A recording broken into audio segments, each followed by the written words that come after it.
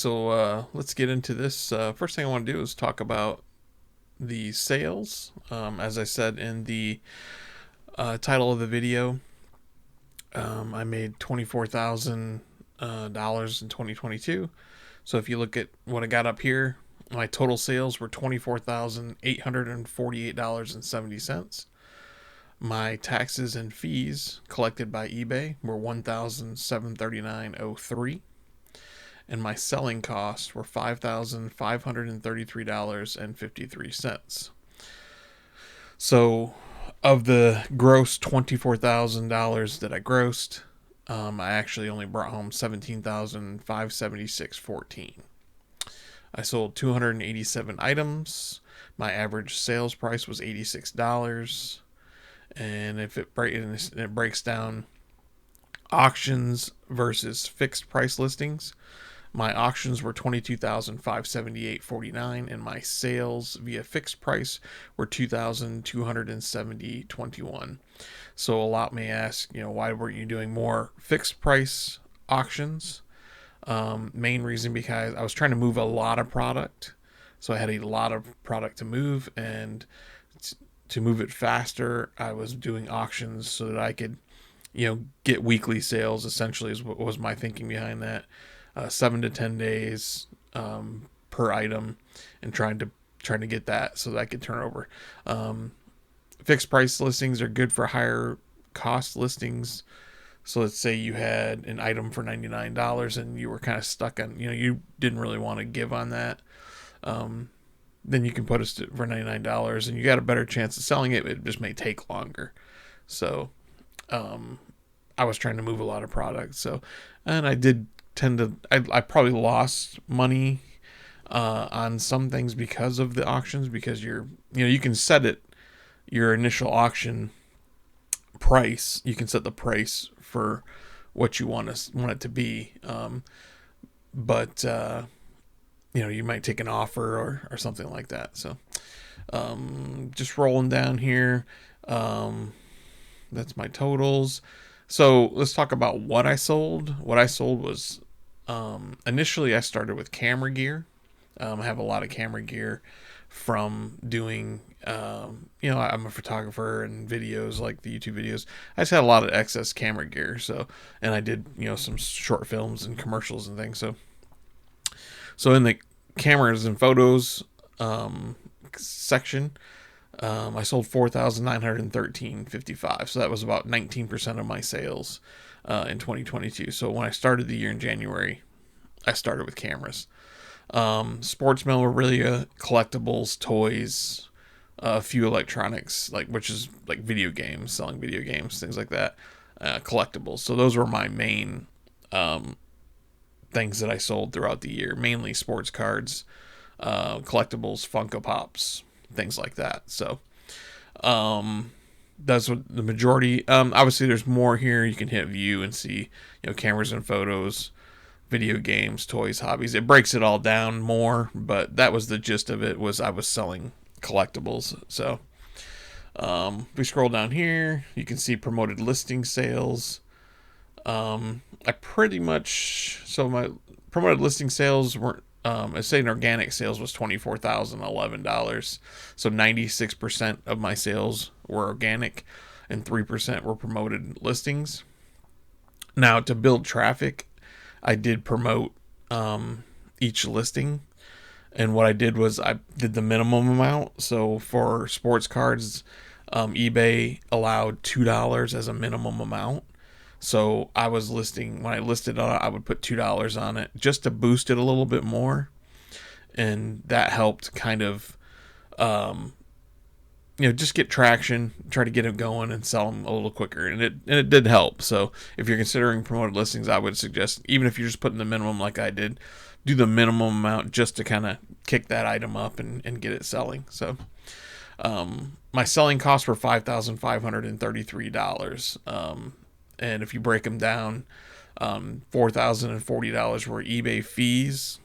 Now I was a top seller, so I did get a 10%. And I didn't get top seller till later in the year, after I met all the requirements, and that gave me a 10% discount. So, as it shows here, 73% of my fees were eBay fees, and that was $4,040.61.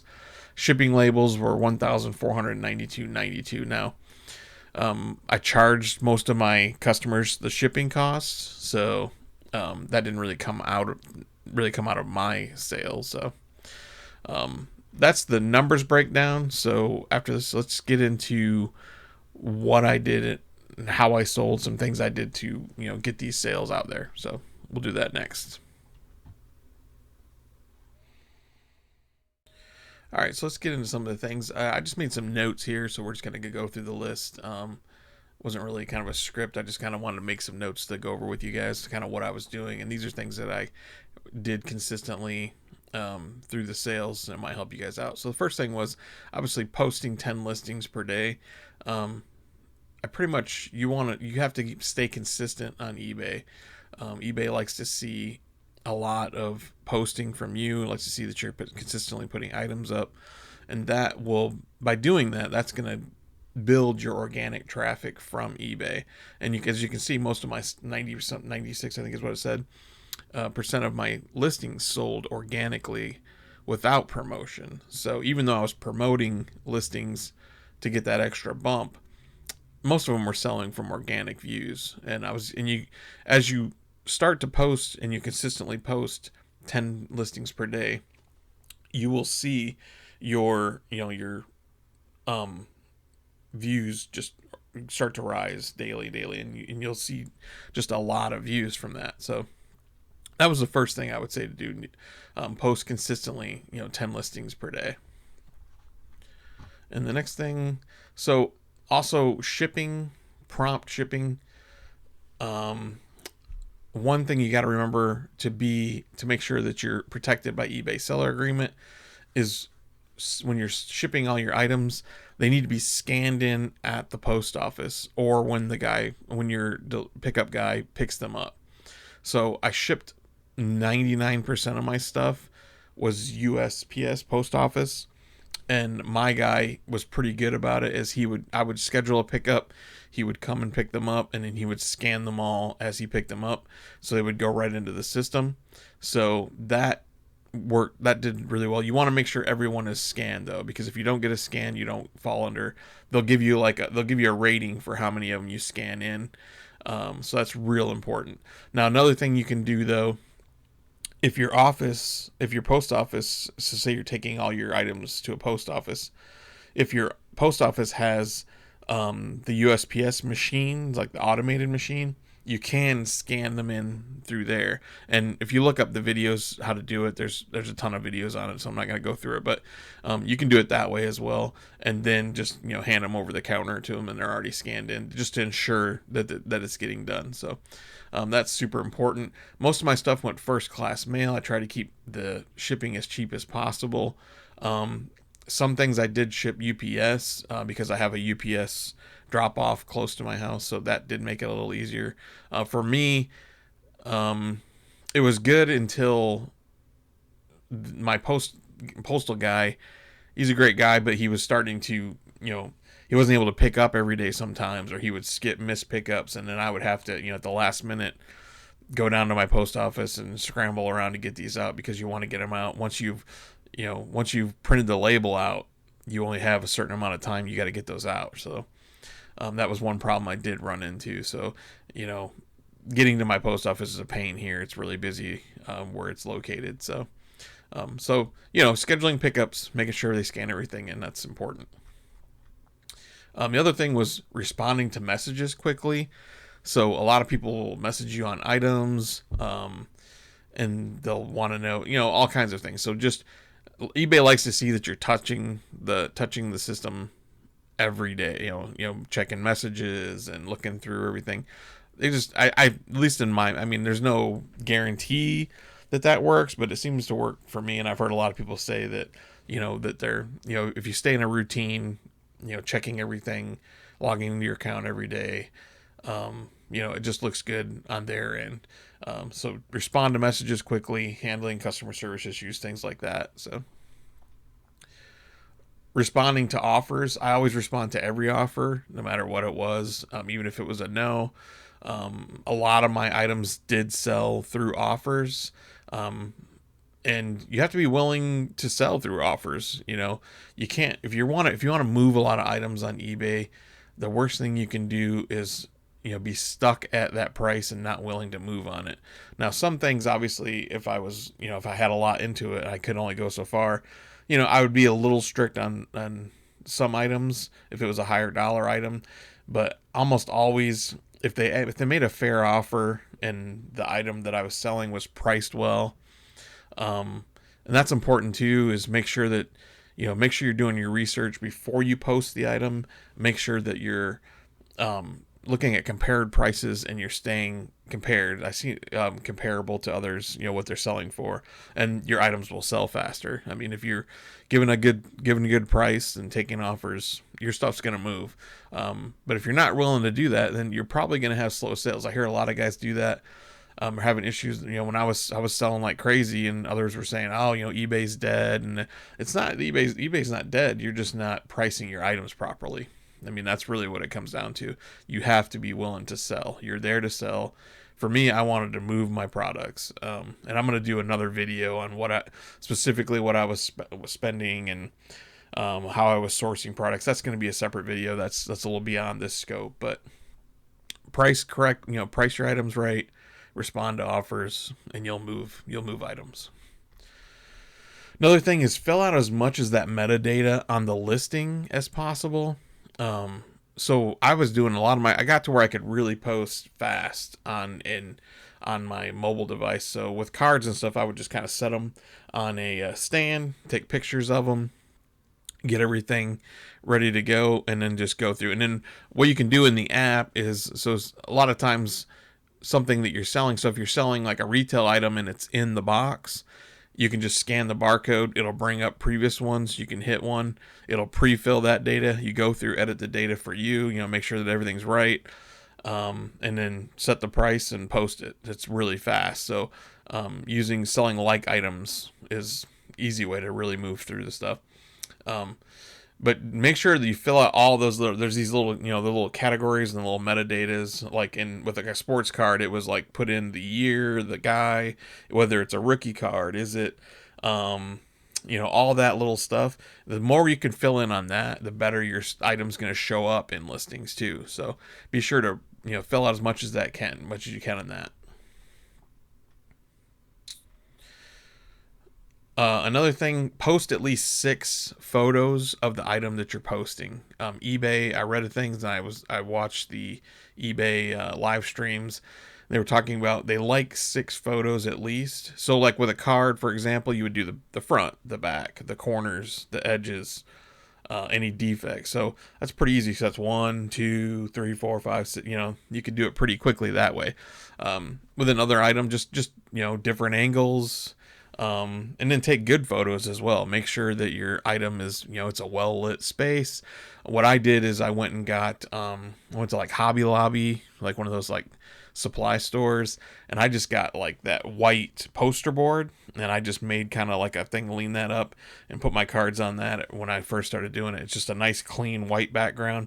I just use one of those little small camera light. You can get them cheap off of Amazon just to light it up real well. And that's what I did. And then eventually I moved to, a little holder and things like that. But you don't have to go crazy, but just make it look as best as you can. And once again, you'll sell a lot more. So the next thing is respond to feedback, positive and negative. So when somebody, you can automate this inside of eBay. So that makes it a lot easier. I like, especially negative feedback. I only had one real negative feedback that I had an issue with.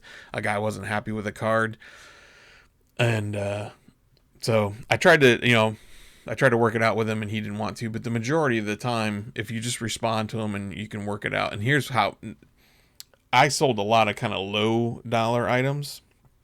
So for me, if it was somebody that was like really unhappy about it, unless they were trying to abuse it, I would just say, hey, keep the card, I'll refund you. And then I would just take the loss, because it really wasn't worth it for me to have him, pay to ship it back and all this kind of stuff. So basically just respond to him and talk it out. 9 times out of 10, you say, hey, you just keep the item. I'll refund your money if you remove the feedback. And what they can do is go in and make an adjustment and remove that feedback, and, you're good to go. So my current feedback is like 337, and my positive rate is 99.2%. So like I said, I had one negative feedback basically the whole year. So I did have a couple others that posted it, but I was able to work it out with them by doing what I said right there. Just kind of, either sending them the item back or whatever, So responding to positive, either say, hey, thanks, awesome, great. It just looks good. It shows that you're active, and it builds trust with your customer. And the same goes along. This is handle customer service issues promptly. You just want to make sure that you're hitting the messages. Pay attention to your messages. Have your alerts set, your notifications set up on your phone. I tried to, I have everything set up on my phone, so if something came through, I just immediately responded, almost immediately, if not within a few minutes. So, or if obviously once your store gets really large, you could just pick times of the day, like maybe noon I'm gonna go through messages, or 3 o'clock, you know what I mean, maybe a couple times a day if you have a lot, just so that you're touching it consistently throughout the day and every day. One thing I did, and I would recommend not doing, was I got an eBay store membership. And so the reason I say not to get an eBay store membership is because it's just overhead that you don't really need, and you don't really get a lot for it. You really only start to really save is if your store is really huge. So if you're posting a lot of items, and I was posting a lot of items, like I said, 10 a day, but I ended up, I only sold, 300 or 400 items. And I started also, the 10 a day thing kind of started later in the year. I was kind of still learning as I go. So most of my sales ramped up towards the end of the year because I started applying all the things I'm telling you now. So, but yeah, so that $27.95 a month they charge or whatever, that's just not worth it unless you have a large amount of items, and then it can be beneficial. The reason I did it is mainly because I could customize it and I could share it on social media and things like that. But in hindsight, I probably wouldn't do that again. And I still have the store, I just have not been selling right now. So, but I wouldn't do that again. It's just kind of overhead that you don't need. And I kind of talked about this before, pricing your items fairly based on recent sales. You can see the recent sales on anything you post. I mean, it's going to be rare that you post an item that hasn't already been sold, or something like it hasn't already been sold. So just use, price it according to what recent sales. And a lot of people don't want to do that either. So, but some people don't want to realize the fact, like, say you bought a card, and the card was, say you bought a baseball card, and the baseball card, you paid $150 for it. Well, obviously they want to get that $150 back at least. But if the market's changed and dropped, you got to get, it's only worth 90, and you price it for 150. Nobody's going to buy the card. So you got to be willing to kind of, especially if you're wanting to move items, or I mean, if not, you're better off just kind of sitting on it and seeing if the market rebounds. But you might get lucky though. I mean, I have seen where I have had stuff priced kind of high and people did buy it. So once again, that comes down more to fixed price lacing. Just if you just want to leave it on there higher priced, you might get lucky, somebody might buy it. But if you're trying to move items, price it accordingly.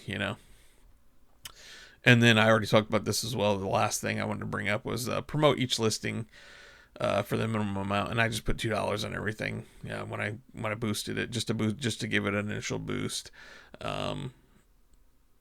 and that kind of give it a little bit of traffic right off the bat. So that's kind of the end of this video. I just wanted to talk about roughly how I did it. I got videos. The next video I'm going to talk about what I spent for the year. I actually spent a lot more. I actually took a loss even with the 24,000 I made, because I spent about 40,000 on inventory. So but if you want to see that video, comment below, and I will do a whole video on what I sold, how much I sold it for, and what I had invested. So if you're interested in that, throw a comment, or just throw a comment if you have a question about eBay.